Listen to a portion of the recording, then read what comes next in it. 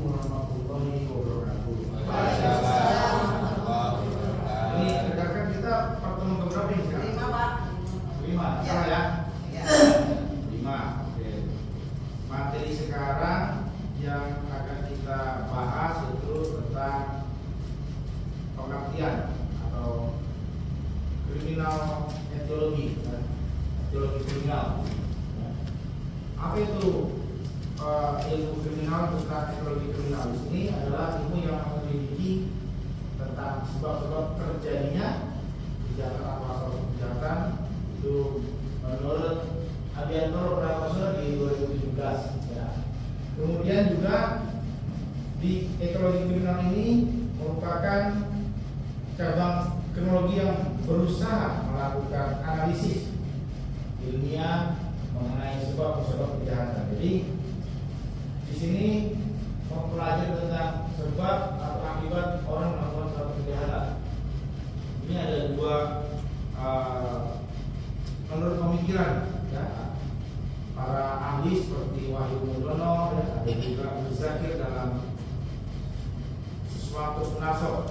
Mereka menerangkan pendapat berbeda. Menurut Wahyu di sini adalah ilmu yang memiliki atau yang membahas asal-usul sebab kejahatan, kausa kejahatan. Sedangkan menurut Abu Zakir menerangkan bahwa konsep kejahatan dan siap menjadi korban kejahatan adalah pangkal pola untuk menjelaskan bagaimana posisi korban tersebut. Di sini etiologi kriminologi ada juga dua konsep kejahatan. Etiologi kriminologi merupakan pembahasan terhadap teori-teori tentang sebab terjadi kejahatan. Berikutnya dapat diartikan sebagai teori-teori tentang penyebab kejahatan. Sementara etiologi sosial ini adalah ilmu yang mempelajari tentang sebab-sebab timbulnya suatu kejahatan. Jadi berbeda ya, etiologi kriminal dan ada etiologi sosial. Kemudian ada dua konsep kejahatan.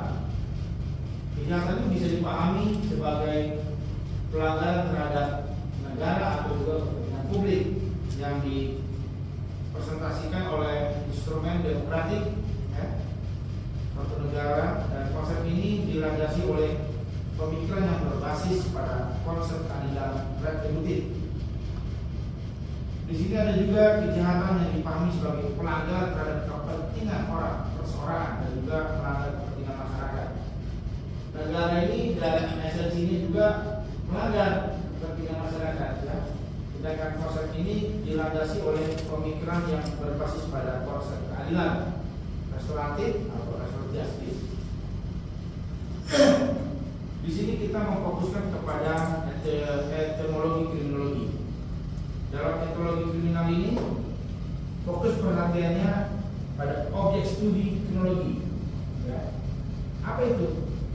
Sebagai penjahat, ya, yaitu mempelajari alasan seseorang melanggar hukum pidana atau melakukan tindak pidana kejahatan sementara orang lain tidak melakukannya.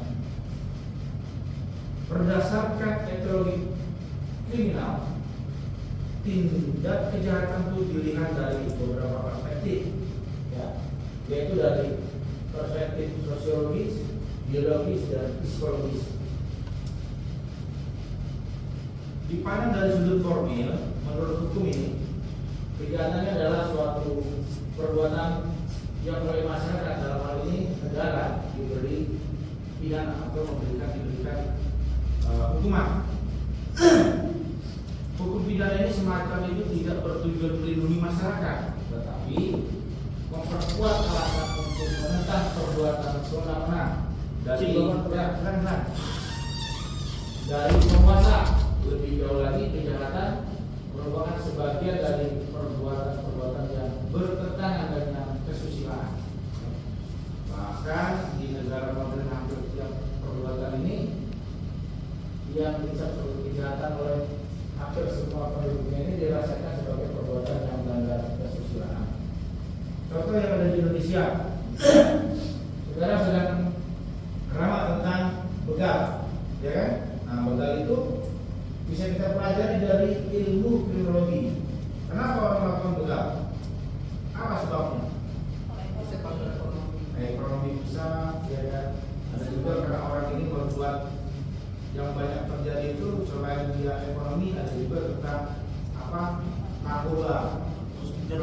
juga bukan Pak? Ya, Mencari jati diri apa sih? bisa juga. Kalau itu kita lihat dari segi sosiologisnya. Iya, ya, geng motor Ya, itu bisa juga. Bisa. Karena kriminologi ini banyak beberapa kejahatan yang bisa kita pelajari, ya, banyak sekali dari ilmu kriminologi ini. Kemudian perkembangan mazhab kriminologi. Ini kriminologi juga ada kriminologi klasik dan positifis. Kalau klasik dipengaruhi oleh ajaran agama dan hedonisme, rasionalisme dan lain-lain. Sedangkan kriminologi positifis ini dipengaruhi oleh aliran positivisme dengan konsekuensinya kriminologi hanya berputar mencari sebab musabab kejahatan. Jadi dibedakan. Yang klasik itu tentang apa, positif tentang apa. Sini dijelaskan ya. Ini aliran kriminologi ini, ya, aliran tahun kajian metode, ya. Ini nanti bisa bisa kirim materinya ke kelas untuk bisa ke rekan ya. Nah, ini ada masa klasik dan masa kartografik. Kalau di klasik, seseorang ini melakukan tindakan atas perbuatan yang berdasarkan pertimbangan untuk memilih kesenangan atau pleasure, atau sebaliknya yaitu penderitaan.